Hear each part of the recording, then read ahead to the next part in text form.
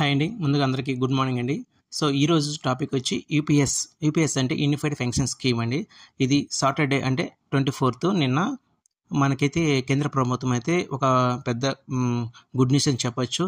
Suppose ఇది good న్యూసా are bad న్యూసా అనేది మీరు ఈ వీడియో అంతా చూసిన తర్వాత మీరైతే కామెంట్ రూపంలో అయితే తెలియచేయండి. ఎందుకంటే 2004 ఏప్రిల్ 1 నుంచి ఎవరైతే సెంట్రల్ గవర్నమెంట్ ఎంప్లాయీస్ అయితే ఎవరైతే జాయిన్ అయ్యారో వాళ్ళందరికైతే పెన్షన్ లేదనేది విషయం అయితే అందరికి తెలిసిందేను. సో, దాని రూపంలో ఎన్‌పీఎస్ అనేది ఒక పథకం అయితే పెట్టడం జరిగింది. ఎన్‌పీఎస్ రూపంలో సమ్ అమౌంట్ అయితే ప్రతి ఎంప్లాయీ నుంచి సాలరీ కటింగ్ అయితే ఉంటుంది. అక్కడిని ఆ సాలరీ కటింగ్‌లో కట్టిన దానికి గవర్నమెంట్ అయితే కొంత పర్సెంటేజ్ ఇచ్చి మనకి రిటైర్మెంట్ తర్వాత ఒక లంప్ సమ్ అమౌంట్, సో ఒక పెద్ద అమౌంట్కి అయితే ఇవ్వడం జరుగుతుందన్నమాట. ఇప్పుడు దాకా జరుగుతుంది అదే. సో, మన government employees, central government employees అంతా దీనికోసం అయితే ఓల్డ్ పెన్షన్ కావాలనేది స్ట్రైక్ చేయడము, ఆ యొక్క ధర్నాలు చేయడం అనేది మన అందరికీ తెలిసిన విషయమేను. ఎప్పటి నుంచో జరుగుతుంది. సో, దానన్నిటికీ చెక్ పెట్టడానికి కేంద్ర ప్రభుత్వం 100 పైగా రాష్ట్రాల నుంచి నిన్న సాటర్డే రోజు ఒక మీటింగ్ అయితే జరగడం జరిగింది. సో, ఆ మీటింగ్‌లో అయితే మెయిన్‌గా ఓల్డ్ పెన్షన్‌కి సంబంధించిన రిలేటెడ్‌గా మెయిన్‌గా 3 పాయింట్స్ అయితే మనకైతే చెప్పడం జరిగింది. ఆల్రెడీ ఫ్రెష్ మీట్ కూడా అయిపోయింది. నోటిఫికేషన్ అయితే కూడా రిలీజ్ చేశారు.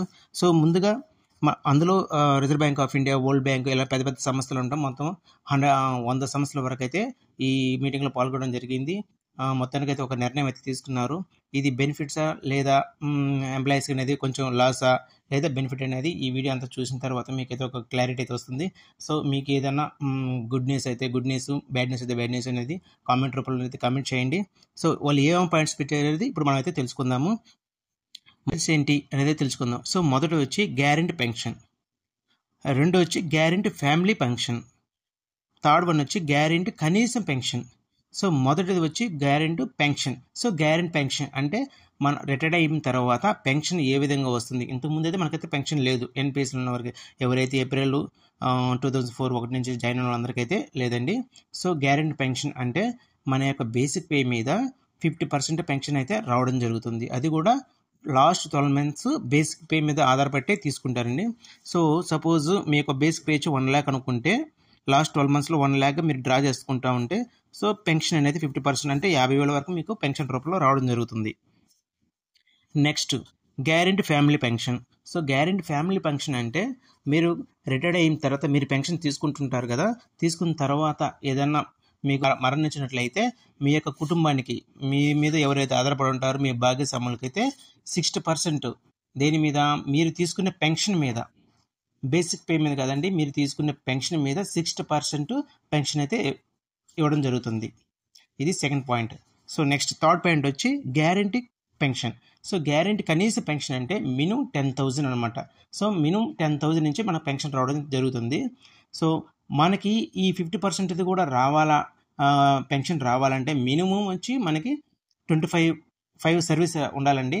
సో, మినిమం పెన్షన్ రావాలంటే మాత్రము 10 ఇయర్స్ సర్వీస్ అయితే ఉండాలి.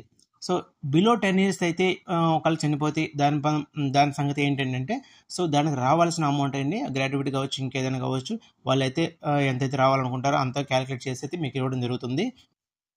ఇదండి ఈ 3 పాయింట్ల గురించి. సో, ఇది వచ్చి మనకి ఏప్రిల్ నెక్స్ట్ ఇయర్ అంటే 2025 ఏప్రిల్ 1 నుంచి అయితే ఇది అమల్లోకి రావడం జరుగుతుంది. ఏప్రిల్ 21 అంటే మార్చి 31 అంటే 2025 మార్చి 31 లోపల రిటైర్డ్ అయితే వాళ్ళ పరిస్థితి ఏంటి. సో, వాళ్ళకు కూడా ఈ యూపీఎస్ అనేది వర్తిస్తుందండి. ఇప్పటిదాకా ఎవరైతే 2024 పైనుంచి ఎవరైతే జాయిన్ అయ్యారో వాళ్ళకి ఈ లోపల అందరికీ ఇది వర్తిస్తుంది. స్కీమ్ వచ్చి ఎవరైతే ఎన్‌పీఎస్‌లో ఉంటారో వాళ్ళకి మాత్రమేనండి. అంటే వాళ్ళకి ఆల్రెడీ ఓల్డ్ పెన్షన్ వస్తుంది కాబట్టి వాళ్ళకి అదే అమలు అవుతుంది. ఎవరైతే ఎన్‌పీఎస్ కింద ఉన్నారో వాళ్ళకైతే ఈ యొక్క యూపీఎస్ అనేది వర్తిస్తుంది. ఇంకొక పాయింట్ ఏంటంటే, మనకి రిటైర్మెంట్ రోజు మన గ్రాట్యుటీతో మనకైతే ఒక అమౌంట్‌కి అయితే ఇస్తారు. ఆ విషయం తెలిసిందే కదండి. సో, బేసిక్ ప్లస్ డిఏ అంటే 10వ వంతు మనకి ప్రతి 6 నెలలకి క్యాలిక్యులేట్ చేసి గ్రాట్యుటీ అయితే ఇస్తారు. సో, అదే అయితే పెన్షన్‌కి అయితే ఎటువంటి ఇబ్బంది ఉండదండి. పెన్షన్ అయితే 80% తగ్గదండి. సో, 12 మంత్స్ అని చెప్పారు కదా, అదే ప్రకారంగా అయితే పెన్షన్ రావడం జరుగుతుంది. వీడియో నచ్చినట్లయితే లైక్ చేయండి, అదేవిధంగా సబ్స్క్రైబ్ చేసుకోండి. మీకు ఈ వీడియో ఎలా ఉందనేది కామెంట్ చేయండి. Thank you.